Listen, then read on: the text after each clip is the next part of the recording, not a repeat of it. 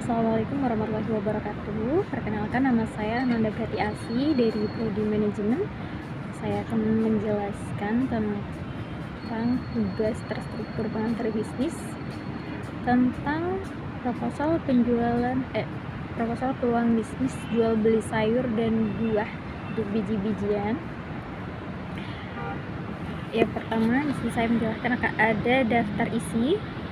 Di dalamnya ada pendahuluan, latar belakang, potensi pasar, tujuan dan sasaran, peramalan penjualan, perencanaan keuangan, strategi pemasaran, serta ada kesimpulan.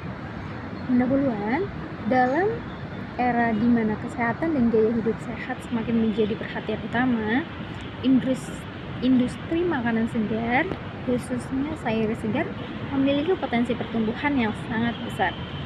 Dengan kesadaran akan pentingnya asupan nutrisi yang seimbang, permintaan akan sayur segar yang berkualitas tinggi juga terus meningkat. Kemudian ada latar belakang, meningkatnya kesadaran akan kesehatan dan nutrisi telah mendorong permintaan akan sayur segar di pasaran. Pelanggan semakin memilih untuk membeli produk segar dan organik daripada produk yang diproses secara massal.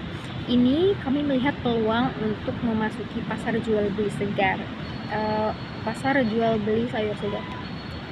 Kemudian untuk potensi pasarnya, potensi kesadaran akan pentingnya pola makan sehat semakin berkembang. Dengan gaya hidup yang lebih sehat, permintaan akan sayuran dan buah yang segar juga meningkat, terutama di pasar-pasar urban yang terus tumbuh. Kemudian ada tujuan dan sasaran. Tujuan pasar sayur, buah, dan biji adalah menyediakan konsumen dengan produk yang berkualitas tinggi, segar, dan sehat. Kemudian sasarannya ada individu yang peduli akan kesehatan, ibu rumah tangga yang ingin memberikan makanan terbaik bagi keluarganya, dan lain sebagainya. Sasarannya termasuk memenuhi kebutuhan konsumen akan sayuran dan buah yang segar serta biji-bijian yang kaya akan protein dan serat. Memperluas pangsa pasar, meningkatkan kesadaran akan manfaat kesehatan, dan memperoleh keuntungan yang stabil bagi produsen dan pengecer. Untuk peramalan penjualan, yang pertama itu ada pasar lokal, menjual sayur dan buah segar di pasar tradisional atau swalayan lokal. Yang kedua, langganan langsung, menawarkan langganan sayur, buah, serta biji-bijian kepada individu atau kelompok di beberapa komunitas. Restoran dan kafe, menawarkan langganan sayur, buah, dan biji-bijian kepada restoran, kafe, atau toko makanan organik. Kemudian yang keempat ada penjualan online, membuat platform online untuk menjual sayur, buah, dan biji-bijian dan jangkau pelanggan potensial melalui media sosial atau situs web. Bersaing dengan harga yang wajar dan memberikan kualitas produk yang baik untuk memaksimalkan peluang penjualan. Kemudian ada yang selanjutnya ada pendapatan. Ini untuk harga rata-rata produk. Untuk bayam sendiri itu ada di Rp8.000 per kilogram. Untuk wortel Rp10.000 per kilo. Apel sendiri ada Rp40.000 per kilo. Anggur merah Rp80.000 per kilo. Kacang hijau Rp40.000 per kilogram. Kacang tanah kupas Rp36.000 per kilogram.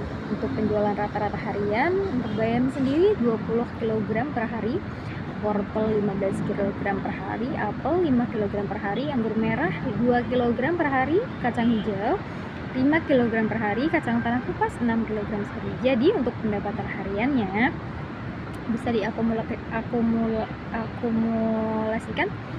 Jadi untuk bayam sendiri 20 kg kali 8.000 itu Rp160.000, untuk wortel 15 kg kali 10.000 Rp150.000, apel 5 kg kali Rp40.000 yaitu Rp200.000, anggur merah 2 kg kali Rp80.000 jadi Rp160.000, kacang hijau 5 kg kali Rp40.000 Rp200.000, kacang tanah kupas 6 kg kali Rp36.000 Rp216.000.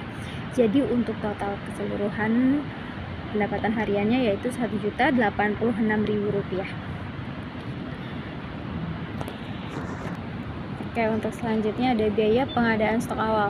Ini untuk bayam sendiri itu stok awalnya 100 kg per 7 kilo kita belinya. Jadi Rp700.000 untuk wortel 100 kg kali 9.000 yaitu Rp900.000. Apel sendiri 50 kg kali Rp35.000 jadi Rp1.750.000. Anggur merah 10 kilo